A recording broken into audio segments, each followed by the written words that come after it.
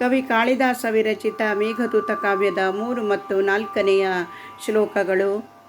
ತಸ್ಯ ಸ್ಥಿತ್ವಾ ಕಥಮಪಿ ಪುರಃ ಕೌತುಕಾಧಾನ ಹೇತೋಃ ಅಂತರ್ಬಾಷ್ಪಶ್ಚಿರಮನುಚರೋ ರಾಜರಾಜಸ್ಯ ದಧ್ಯೋ ಮೇಘಾಲೋಕೆ ಭವತಿ ಸುಖಿನೋಪಿ ಅನ್ಯಥಾ ವೃತ್ತಿಚೇತಃ ಕಂಠಾಶ್ಲೇಷ ಪ್ರಣಯಿನಿ ಜನೆ ಕಿಂ ಪುನರ್ದೂರ ಸಂಸ್ಥೆ.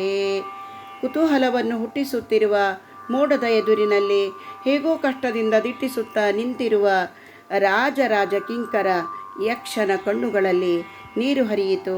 ಮೋಡವನ್ನು ಕಂಡಾಗ ಸುಖದಲ್ಲಿರುವವರ ಮನಸ್ಸು ಕೂಡ ಬೇರೇನನ್ನು ಯೋಚಿಸುವಾಗ ಪ್ರೀತಿಯ ಜನರು ದೂರದಲ್ಲಿದ್ದರೆ ಮತ್ತೆ ಕೇಳುವುದೇನು?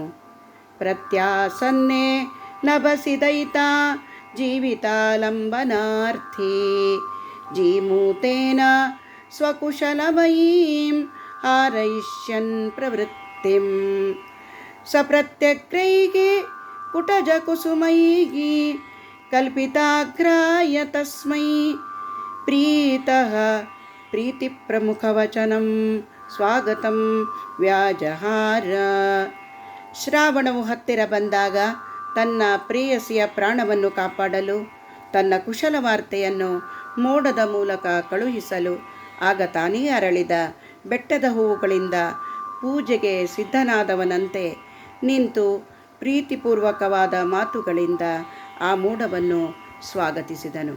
ಇದನ್ನೇ ಕನ್ನಡದ ಮೇರುಕವಿ ದ ರಾ ಬೇಂದ್ರೆಯವರು ತಮ್ಮ ಅನುವಾದ ಕಾವ್ಯದಲ್ಲಿ ಮೋಡ ನೋಡಿ ಮನಸಾಗಿ ನಿಂತನೋ ಹೇಗೋ ಏನೋ ಕಂಡು ರಾಜರಾಜನನು ಚರನು ಇದ್ದ ಕಣ್ಣೀರ ನುಂಗಿಕೊಂಡು ಮೋಡ ಕಂಡೊಡನೆ ಬೇರೆ ಬಗೆಯಹುದು ಸುಖಿಗೋ ಎಂತೋ ಏಕೋ ಕೊರಳ ಗೆಳತಿ ದೂರುಳಿದ ಮೇಲೆ ಆಗತಿಯ ಹೇಳಲೇಕೋ ಬಂತು ಶ್ರಾವಣ ಎಂತು ಬದುಕುವಳೋ ಮಡದಿ ಜೀವ ಉಳಿಸಿ ಮೋಡದೊಡನೆ ತನ್ನೊಳಿತಿನೊಸಗೆಯನು ಅಂತೆ ಕಳಿಸಲೆಳಸಿ ಬೆಟ್ಟ ಮಲ್ಲಿಗೆಯ ಹೊಚ್ಚ ಹೂವಿನೊಡ ಕಾಲ ನೀರ ನೀಡಿ ಇದಿರುಗೊಂಡು ಬರಮಾಡಿಕೊಂಡ ಒಲಿದೊಲಿವ ಮಾತನಾಡಿ.